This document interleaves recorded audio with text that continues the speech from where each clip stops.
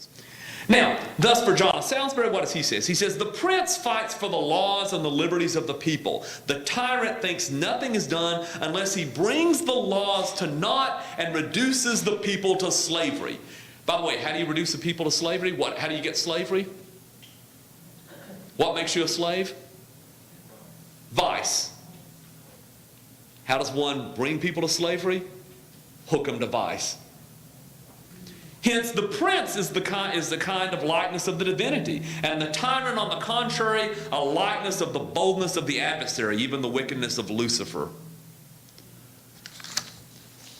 So in the pretext of, oh, we're going to let you free to do X, X, X, whatever, have all the porn you want, get rid of obscenity laws. That's just one example. We could do other things. I don't know, legalize meth, or legalize other stuff and then get it to that point, because that makes you more free. You know who tells you that? The devil. Anyway, now, however, instead of warning against the dangers of how vice leads to tyranny, like Plato, Aristotle, Cicero, John of Salisbury, practically everybody else in the Western tradition had done for the preceding 2,000 years, Machiavelli provides a manual illustrating how one, in the name of championing personal liberty, which is in fact license, in the way that he does it, not the way we think of personal liberty, can actually enslave a people to vice and establish himself as a tyrant.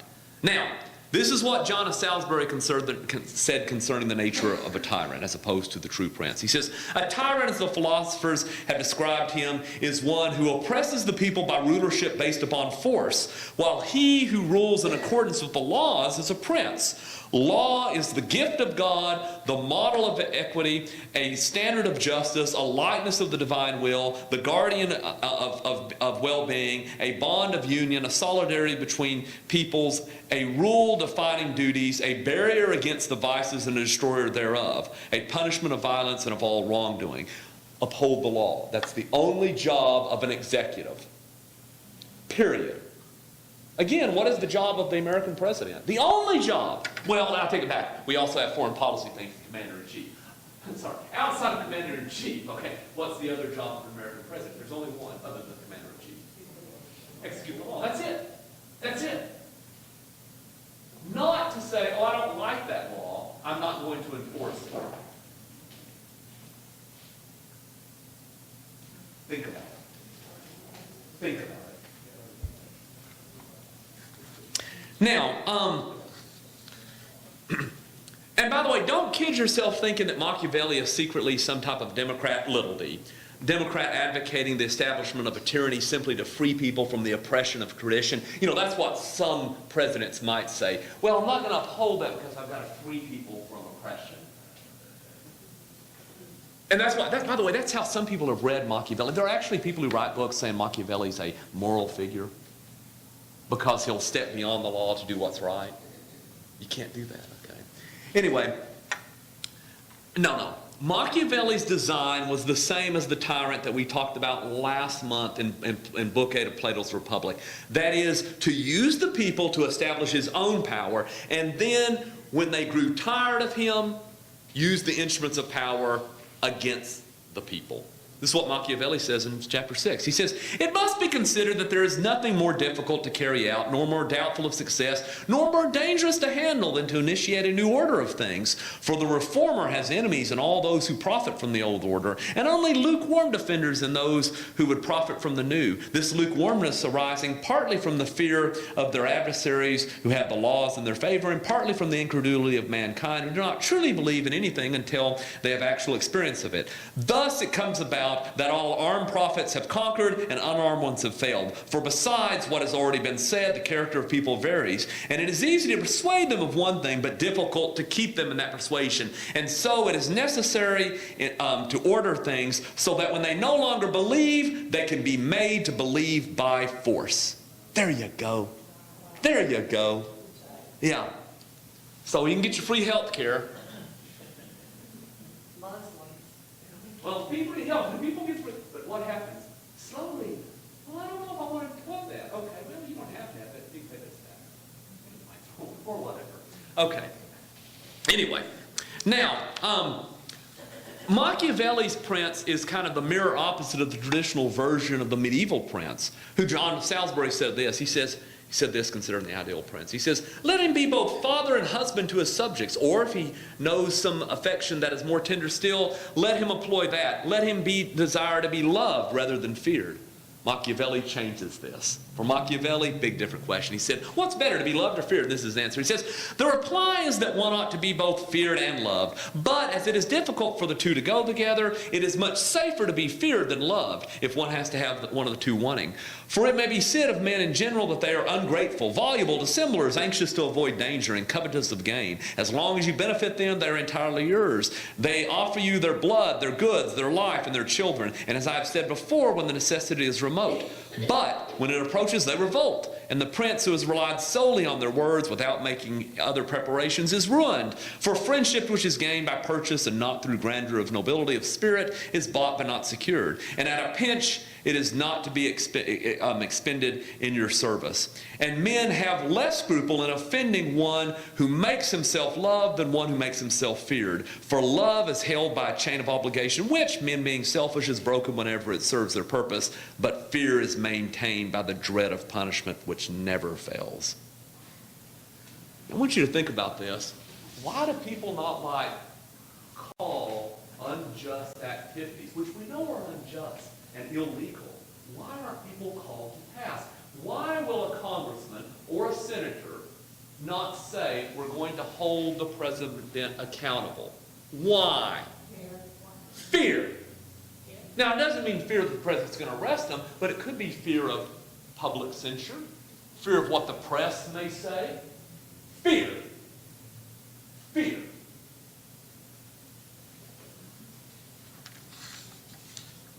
Now, here's the thing that people think, well, he's giving you the chance. This is why Hillary wins. This is why Obama gets his way. And you're thinking, and by the way, I want to stress this. You watch talking heads of so-called Republicans, and they'll say, well, we have to play smart.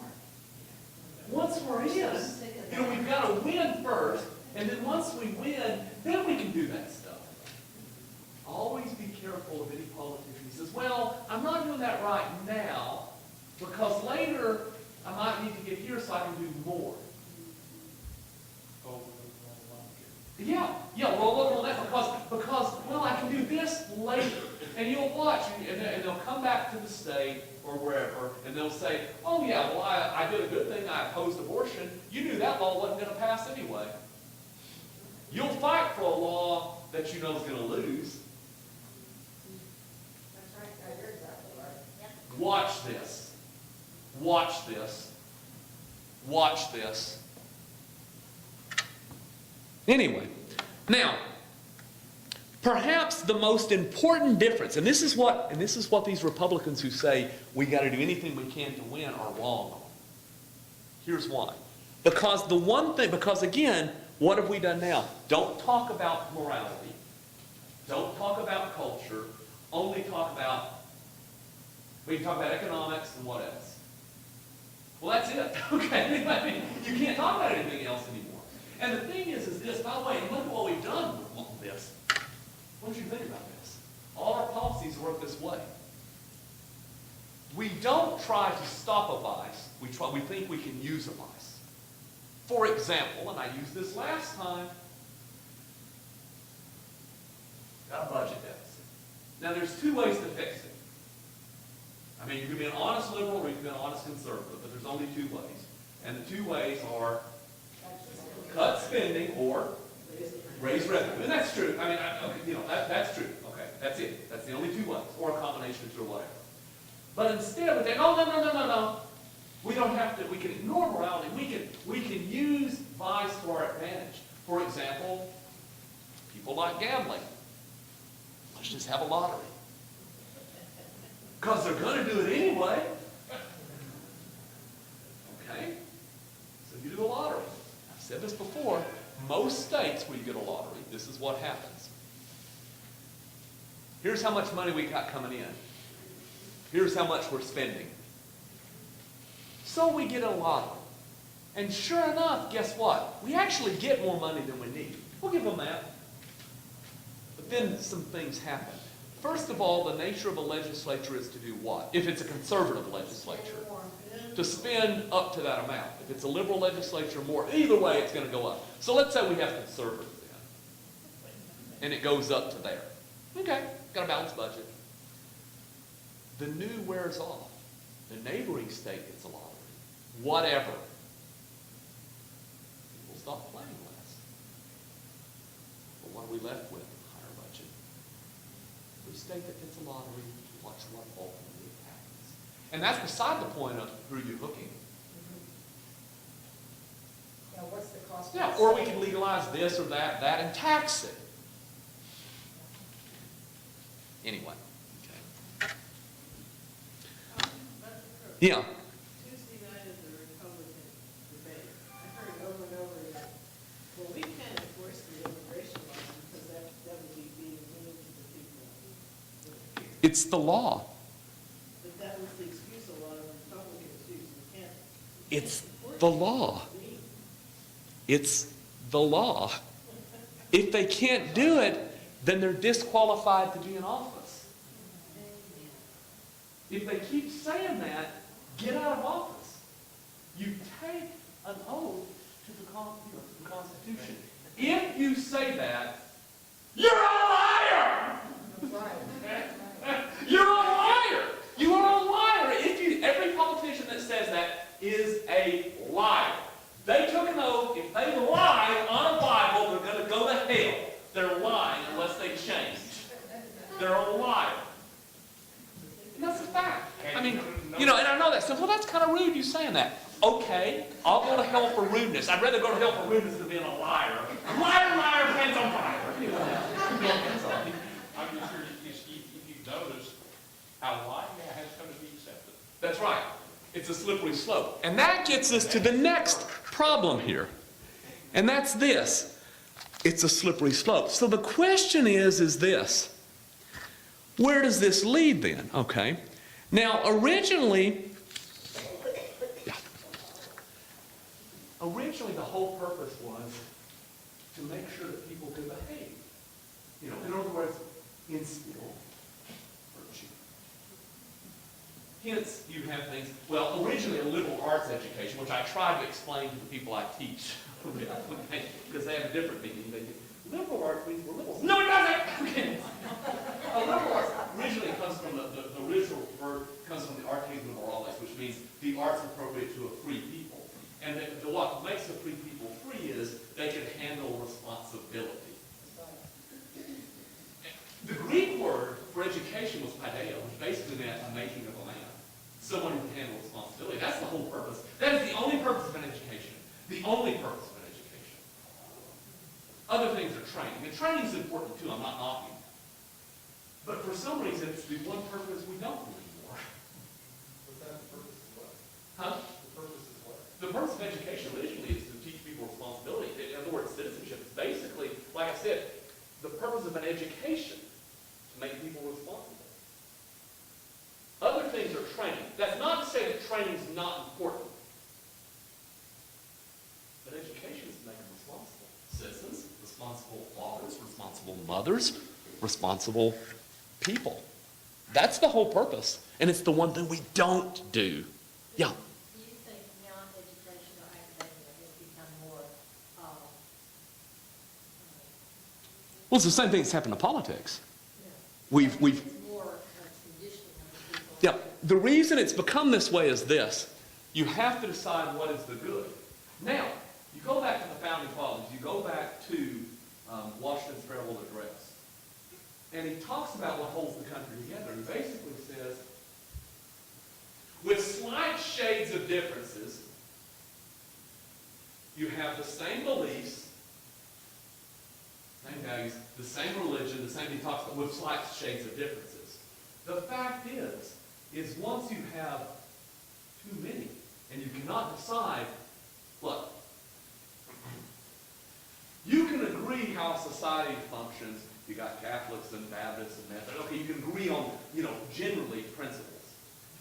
But once you get to where there's no absolutes, at all, or the absolutes are so extreme. Well, we get along with each other. Well, we can't say anything about absolutes or right or wrong. Well, if you can't say anything about right or wrong, then the only thing you got left is training. You can't, no, that's true. Just, yeah. I know this old dicey, probably get fired now, but anyway, but it's okay. All right, but anyway, hopefully it won't matter after. Yeah, June, February. Okay, anyways. But anyway, who knows? Okay, but let's go on. No, I won't. They understand. By the way, that's the one thing I'll give my university. Don't get me wrong, we have Marxists and everything else too, but I can also speak. I am given that, all right. I might stay in the doghouse, but I can still speak. Okay, so it's all right. It's all right. It's all right. I will defend them on that. They put up with me.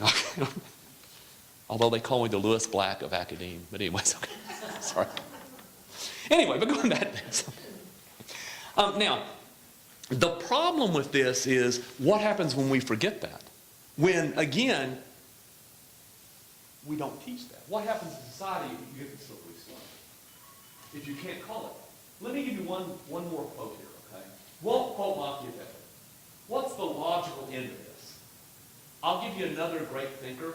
This will be one you're familiar with. And this is a guy who's well-versed. He was well-versed in philosophy and politics. I hate to admit it, but I think he was actually a young Republican. Ted Bundy. Okay. Ted Bundy, well-educated guy. And Ted Bundy, this came out in his trial, okay? When he came out, when he was about ready to kill this one woman, she was pleading for her life. And she said, why are you killing me? And he gives him an answer, and this is what he said. He said this, he talked about his education, about all he had learned. You know, in a society where you can't do this anymore. Okay, here's what he learned. He says, then I learned that all moral judgments are value judgments, that all value judgments are subjective, and that none can be proved to be either right or wrong. Get this. I even read somewhere that the Chief Justice of the U.S., the Chief Justice of the U.S. had written that the American Constitution expressed nothing more than collective value judgments. You know, because we have a living Constitution. That's all he says. Believe it or not, I figured out what apparently the Chief Justice couldn't figure out for himself. That if the rationality of one value judgment was 0, multiplying it by millions would not make it one whit more rational. Nor is there any reason to obey the law for anyone like myself, who has the boldness and daring, the strength of character to throw off its shackles. By the way, I was going to read another quote from Machiavelli where he almost says that word for word, you know, about boldness. He says, I discovered that to become truly free, now remember, Machiavelli's redefined freedom for us. He says, I discovered, again, this is Ted Bundy speaking to a woman he's about ready to rape and murder. He says, I discovered that to become truly free, truly unfettered, I had to become truly uninhibited. And I quickly discovered that the greatest obstacle to my freedom, because you know where we've come in America. That's right. Okay. He says, the greatest block and limitation to it consists of the insupportable value judgment that I was bound to respect the rights of others. I asked myself, who are these others? Other human beings with human rights. Why is it more wrong to kill a human animal than any other animal, a pig or a sheep or a steer? Is your life more to you than a hog's life to a hog? Why should I be willing to sacrifice my pleasure more for the one than the other? Surely you would not, in this age of scientific enlightenment, declare that God or nature has marked some pleasures as moral or good and others as immoral or bad. In any case, let me assure you, my dear young lady, that there is absolutely no comparison between the pleasure I might take in eating ham and the pleasure I anticipate in raping and murdering you. That is the honest conclusion to which my education has led me after the most conscientious examination of my spontaneous and uninhibited self. There you go. There you go. There you go. That's what we get from Mr. Obama's ethics classes. But anyway, now, the problem is this, and this is, some people have tried to kind of dismiss what I've said tonight. I'll have people as naive. That is, politics has always been about power and always will be about power. And I'm not going to deny that there has always been people who will do anything to win, and that there always will be such people. I am just saying that classical and medieval political theorists understood something that most moderns have forgotten. Ultimately, when it comes down to it, once you have a society where a good percentage of people will not do the right thing simply because it's the right thing, then that society is in trouble. And no economic program, no freebies from the government, no system of checks and balances is going to save the day. And in fact, even the use of force has its limitations at that point. Even the Soviet Union eventually fell. You couldn't shoot everybody, right? So ultimately, it's not those of us who believe in the necessity of civic virtue who are naive, but the current political elite of this nation who have bought into the Machiavellian delusion. And in the end, those of us who have placed their faith in politics, kind of the politics of economic manipulation, will learn that the classical and medieval political philosophers understood truths concerning human society that they foolishly dismissed. Now, the question is now, what can we do about it? Well, the first thing is this. Watch out for fixes that just address some institutional problems. Now, don't get me wrong, some institutional problems will be okay, but some things. I'll give you an example. One thing you want to watch is you kind of want to watch, for example, this growing direct democracy movement. The idea of, well, let's get rid of the Electoral College. Because if we just make it directly to the people, it'll automatically cure itself. As we've seen, if you've failed to instill virtue into people, it doesn't matter. I'll give you an example of this, and this is one that people forget. You go back to 1913, when we changed how the Senate was supposed to operate and who elected them. Again, we say, well, we need direct election of senators. Don't let the state legislature do it. Okay, now what's the purpose of a U.S. representative? To represent the people. What was the purpose of a U.S. senator? To represent the state, which is a different thing. We'll say, no, don't you mean the people? No, the state. Because what happens is once you forget to represent your state, once the state has no representation, and it's just directly to the people, then the state loses its power. And it becomes completely irrelevant. There are reasons for things. So this is one thing you have to watch for. Other fixes, and by the way, some of these can actually come out from people who could be decent people, don't get me wrong. But example, there's moves to get rid of even the bicameral legislature. And I say, well, it's not for the same reason. There's always a reason for two. Yeah, and by the way, I want to stress this. I'll argue with him. I do find him actually to be one of the, probably of the state level officials, to be the most honest person. I really do. I think he's wrong on this. I want to stress this. But I don't think he's dishonest. And I would say he's dishonest. I have no problem calling somebody dishonest if they are. He's not. Okay? I think he actually is honest. Okay? I want to stress this. I actually admire the guy. And I don't want to stress this. But I would oppose him on this. Okay? But the fact is, the idea that, well, that's what hits it. That's what's holding up everything. Think about this for a second. Oklahoma has I think it's the second largest constitution in the world. India is the only place that has a larger constitution. Is that right? I think the country of India. I think you're right. I think it's India. We're not talking about the longest. Yeah, it's not just. We're talking about the second largest in the world. Okay. What would happen if you just had a legislature? Much bigger. No. The answer comes much closer than that. You got to fix the electorate first. You have to have people to have a chance to say stuff, to make it visible. So there are certain reforms that you could do.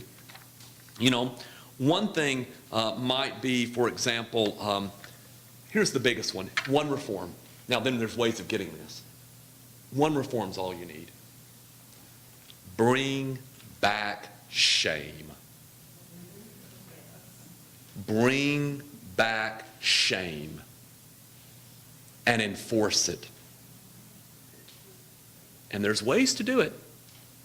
You know, the legislative session is one season, and you can rush stuff through real quickly. And nobody ever hears of anything. People need to hear of stuff. You know, there's one way without breaking the budget. You could have something, a session that goes, instead of meeting this marathon session, legislators could meet the same number of days, have the same pay, not change either one of those, but spread it out through the whole year. Meet Mondays and Tuesdays. That gives time for people to hear and react.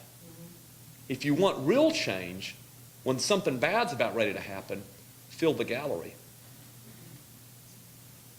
If somebody's causing trouble, get 60 constituents to show up in his office.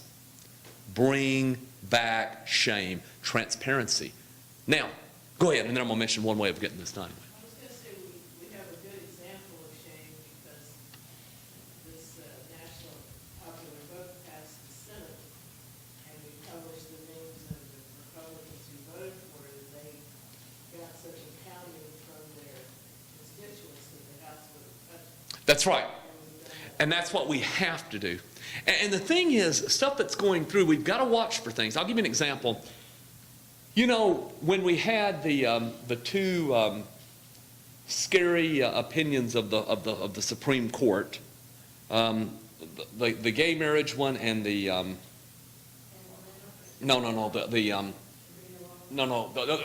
sorry, the U.S. Supreme Court. No, Obamacare. Thank you. I couldn't remember that. Brain's still alive. Okay, let's see. Got too worked up. Another one. Okay, but anyway, there was another Supreme Court decision right after that that may have been as bad and potentially worse that nobody paid attention to. And here's what it was. It came out of Arizona. And what happened was Arizona voted. The people of Arizona voted, well, the way we're going to redistrict the congressional districts is we're going to have not a bipartisan commission, an independent commission. And that passed. The Republican Party, correctly so, sued and said you can't do that. Because according to the U.S. Constitution, who redistricts? State legislature. You said, well, the people voted on it, it doesn't matter. If you're going to change it, what do you have to do? You have to change the Constitution. And then the Supreme Court ruled, oh no, legislature could mean just the people. That's what they said. First of all, we know that's not true because when you change it in 1913, you had to amend the Constitution. What that basically means is the Supreme Court did not interpret law. They did worse. They ignored law. And people say, well, that's settled law now. How is that settled law when they did it illegally? You cannot go against the Constitution. And so I reject it when they say, well, that's the law of the land now. It can't be. It may be, people may be assuming it is, but it's not right. And the fact that this is allowed to continue is wrong. What the Supreme Court upheld the redistricting by a committee. Yes, Not the legislature. that's right. Which you can't do. The law, it's not an opinion. Go back and read it. You cannot change words unless you're Machiavelli. They ignored, you can't say, well, they interpret. You can't reinterpret it when it's word for word. Well, I think they interpreted in King versus Burwell the word state exchange and federal. That's right. That didn't mean anything. That didn't either. But the other one literally says legislature, and they ignored it. Well, Burwell versus King from Obamacare said state exchange. That's it. And here's the thing. This continues, and we allow to say, well, it's decided. The fact that we have congressmen and senators who say it's decided, that says it's decided, that's wrong. It's not. Well, the Supreme Court said it. Supreme Court is not the king. And that's, now, it goes back to the fear thing. It goes expect fear. So the other thing is shame. Here's another thing. This is a practical one. This is one I was going to, you brought what happened last month at our stuff. It was a huge thing. I'm going to bring this. She was asking earlier what happened for our monument stuff. It went well. I'm going to bring up something else. But we had, how many people were there? 150? Yeah, I mean, it was huge. But here's the thing we also launched. This is what we did in Grady County. You're thinking, how do you do this? The reason people get away with it is media control. Here's what you do. You start your own. Nobody reads the paper. But you know what I've noticed is people read like local news. Not local papers, but like the Weekly Shopper or whatever. What we did in our county is our local Tea Party started publishing their own paper. And it's just local events, all of this, a little bit of commentary. We print our little dinky county, 10,000 of these. Thinking, how do you do it? It only takes a few advertisers. You've got to start thinking out of the box. You can do this. There's ways to get the word out.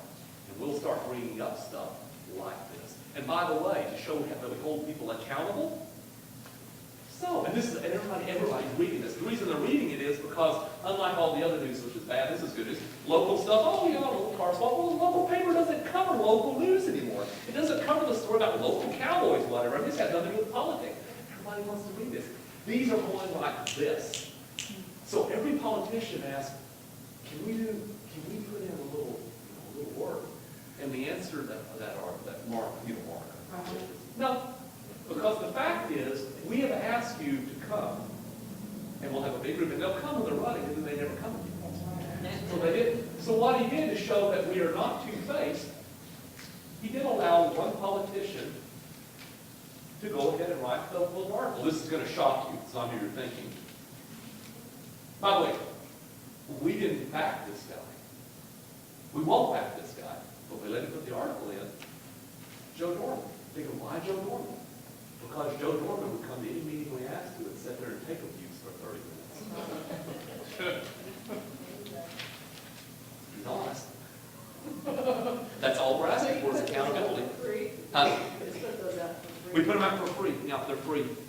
Stuff. And here's I'll tell you who's going. Anybody goes to eat, I'll tell you more stories about this later. There's all kinds of stuff. But this is the main thing. I mean, there are ways. Start thinking out of the box. I mean, this is what you have to do. Shame. Keep that in mind. It's the one thing. Shame. It's the one thing that politicians fear. Yeah, and they should. They fear when you know when we know and we can point out what's going on. But if you had 10,000 of these, if you had somebody doing something, see, you can say stuff. You can write. You can say, well, I'll write the. What's the paper here? Nobody reads it probably. So yeah, and probably because it's probably their own little world. But anyway, but I guarantee you know, I'll give you an example. We have the Chickasha paper there. Okay, it has 1,800 subscribers. Nobody reads it. Right. I mean, the only reason those papers survive, most papers that nobody reads anymore, the only reason they survive is because legally you have to put like notices in it. That's how they make their money. That's the only way they can afford to sell. Or nobody even like buys their ads anymore because they're so horrible. And if you read them, you would think it was put out in the USSR. I mean, you wouldn't believe our local ones. People read this because it's happy. It's got like locals. Okay, I know him. But anyway, you can do this. How can you put them out? This is our first one. I brought one for you anyway. And you can use that as a model. Okay.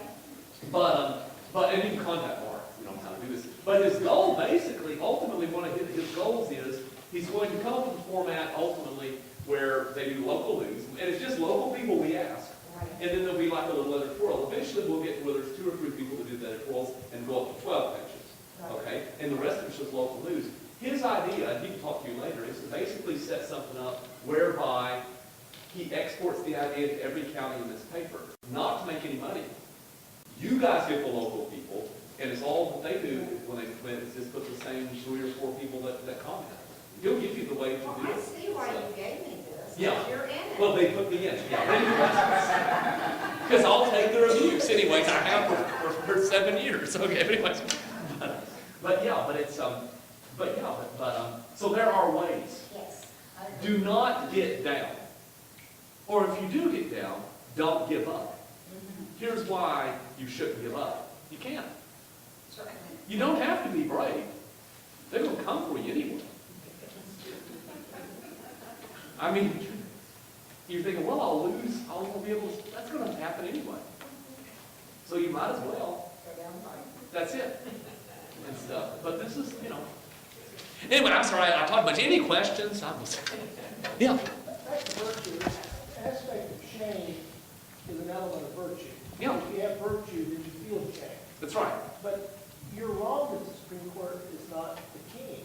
When you replace virtue with the laws, now we have 20,000 new laws. Which again are not upheld, even. They're there. Yeah. But you're totally constrained and encumbered, and any aspect of virtue is superseded by the law.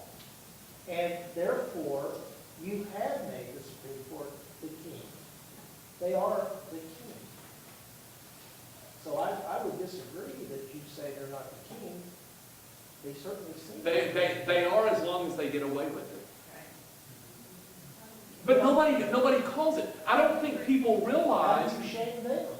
Well, that's just it. That's why we're starting to mention you're going to have to think of alternative forms of media to get stuff out. Because the only way they get away with it is I don't. NBC, CBS, ABC, even Fox News will say, well, it's settled law. I think I have an answer to this. Yeah. Him saying Congress should be shamed for not standing up to the Supreme Court, and the idea is that the Supreme Court oversteps. Congress is a co-equal branch. The Congress should say, okay, we're gonna pass another law saying the Supreme Court's wrong, and Impeach. or impeach is another method. Either mechanism. Any justice has ever been impeached in the Supreme Court. I don't believe any of that. That's right. But it can be. But again, if you go back in time, also, it's now when they just ignore the law. I mean, now is the time, because they are ignoring the law. Well, there are no more absolute. Well, there still are. It's just people ignore them. They don't The give them. Constitution is a living, breathing document, is what they're saying. That's what they're saying, which is Back on the course. One of my favorite all-time decisions in the Oklahoma Supreme Court from decades ago, I forget this time, maybe it's scaring the people, but anyway, the Oklahoma Supreme Court ruled that when the language of the statute is clear, when the language of the statute is clear and plain, it must be according to its ordinary meaning, and it's not subject to further interpretation by the courts. That's a good point. like paper availability. But it's the court's availability, yeah. Yeah. Any other questions? There is something I do want to do. I think she wanted you to talk about your. Oh, yes, what we did, yes. We had our Tea Party had I worked with both Canadian County Republicans and then the Grady County Tea Party that I work along with. And we had a defend religious liberty meeting. Put this out, had speakers and stuff. And Grady County's small. And we had, you saw, you were there was like 150 people we had there that showed up. This was after the. After the one, yeah, and here's the thing, it's beyond coincidence. We didn't do this just to follow on the Protect life and marriage. the Protect Life and Marriage one. We already had that plan, but it just happened to come right after it. Or did it just happen? Okay, but the point is, what we came up with is, and the thing is, we even mentioned this. There was a state senator there. I'm throwing this out. If I'm elected, I'll push this, but anybody can still decide. Yeah, I don't care. If anybody wants to take the lead, they can. We have right now a design for this monument. We have a person who's committed to pay for it completely. And this is to replace the Ten Commandments. Here it is. Here's the monument. The monument is basically the preamble to the Declaration of Independence. We hold these truths to be self-evident that all men, where do our rights come from? From our Creator. That we are endowed by our Creator with certain inalienable rights. We skip down, and then we'll say, well, what happens when they remove that? Because it mentions the creator. The last part of that is the right of the people to alter or abolish a government that becomes destructive of those ends. So our goal is to get, and again, I'm not a legislator right now.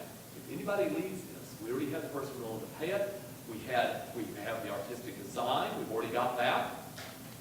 And I want to mention this, by the way, when we're talking about these, the guy who's willing to pay for it, he's the guy that works in the oil industry. The designer is one of our liberal arts students. So this is put together by a lot of people. How many young people were there, would you say? At least 30. Yeah, 30, 35. By the way, only 2 of them were my students. I didn't know them. You can get people involved. They'll come. So you're needing a legislator to sponsor Yeah. legislation, put it in. Yeah. None And of the your goal guys- is, None of your guys in Grady or Canadian will do it? haven't yet. Okay. So we've thrown it out there, and we'll keep throwing it out there. You know, we'll keep trying. Like I said, it'll happen at one time. But when it does happen is this. The goal is when it gets up there, let them remove it. That's right. Let them remove it. Because we know what the rest of the Declaration says. Because what we have in this country right now is the frog heated in the water. Put this out there and turn the heat up fast.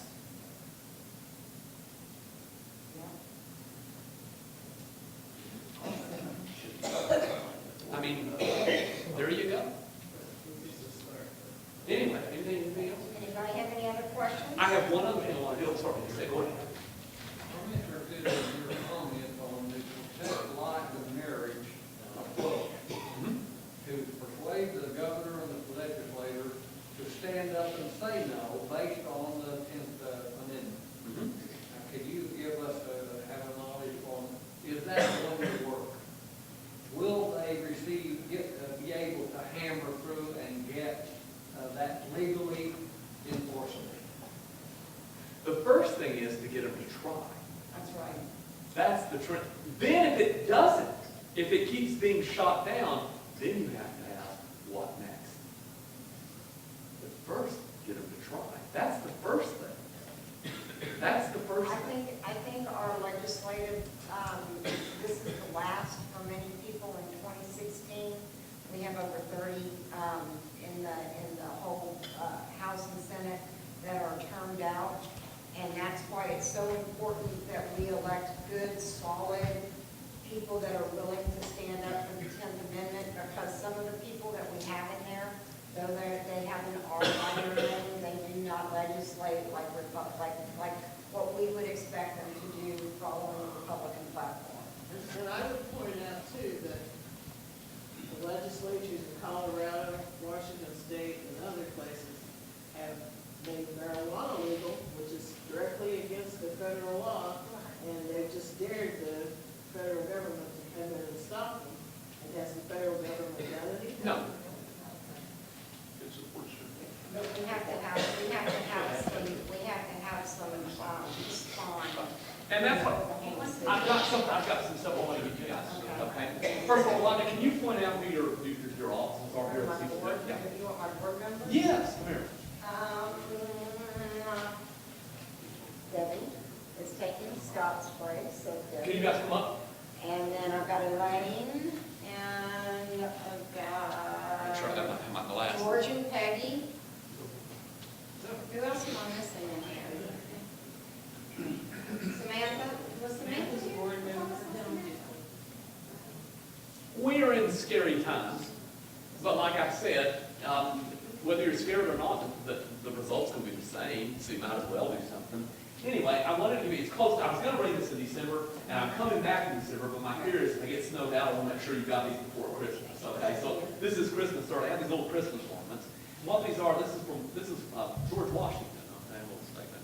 It has, the time is near at hand, which must determine whether Americans are to be free men or slaves. Well, Merry Christmas. Let's see, I'm pretty sure I want to give all you guys, because the fact And then Ron, who is, does our video. you guys are not afraid to stand up, and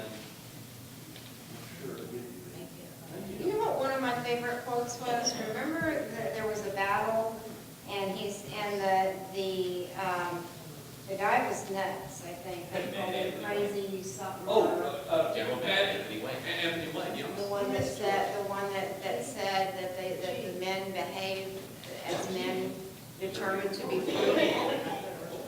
Yeah, he had a. Dr. Craig, Miss Georgia. Oh, gee, get up here, I'm sorry, I didn't, that's what I'm saying, don't rely on me to remember. You're welcome. Thank you. Thank you for You all probably that. got people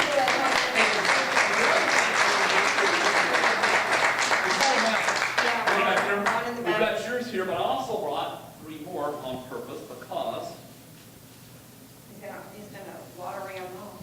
nope, we have another person who's standing up Yes, here. amen. Send it to you, Garden. And I've got 2 more. I know you guys will be here, let's see. And I know you guys will stand up too.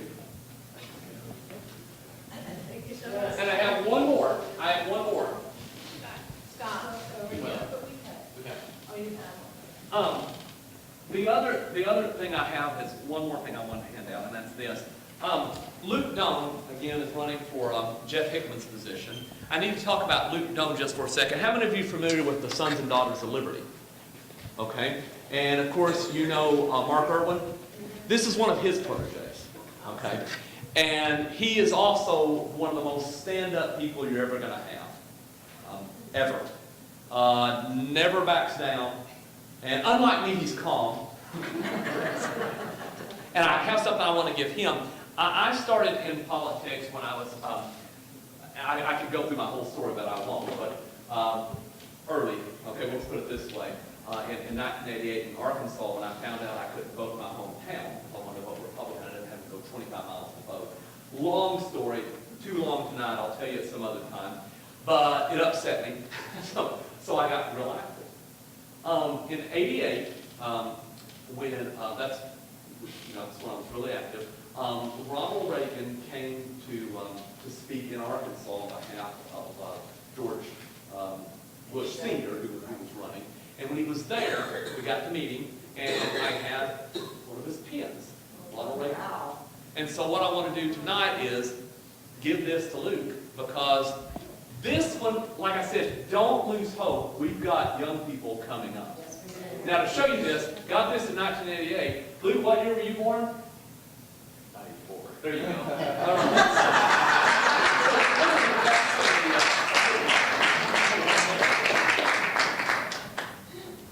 And thanks again for having me. Thank you.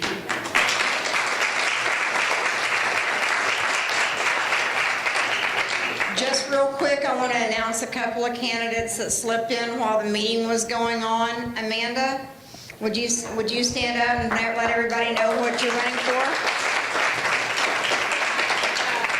I'm Amanda Teagarden. I'm running for Senate District 39. It's currently held by Senator Brian Crane, who is term limiting out. And the primary is next June, but I've already started knocking doors because I'm almost 60 and it's 20 square miles. That's right. We're very proud and happy that Amanda is running for office, just as we are. Scott McKeechin, if you would please stand. Let us know who you're running, what seat you're running for. House District 67, Okay. currently held by Pam Peterson, Yes. who is likewise term limited. Yes. We love term limits. We do love term limits. We love term We limits. need term limits. Amen. And Amen. Scott, I'll bring another one of those next month.